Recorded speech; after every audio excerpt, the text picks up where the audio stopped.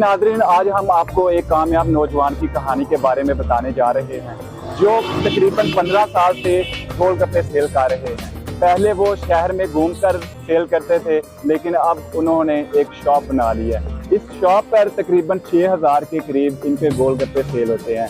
तो ऐसा क्या ये गोलगप्पे में शामिल करते हैं कि इनकी तरफ जो लोग हैं वो रोज़ ब रोज़ बढ़ते ही जा रहे हैं। तो आइए हम उनसे जानते हैं।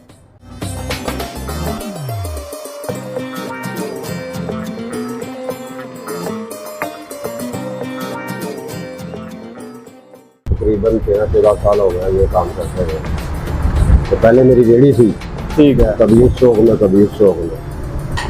तो अल्लाह का शुक्र है कि एक तकरीबन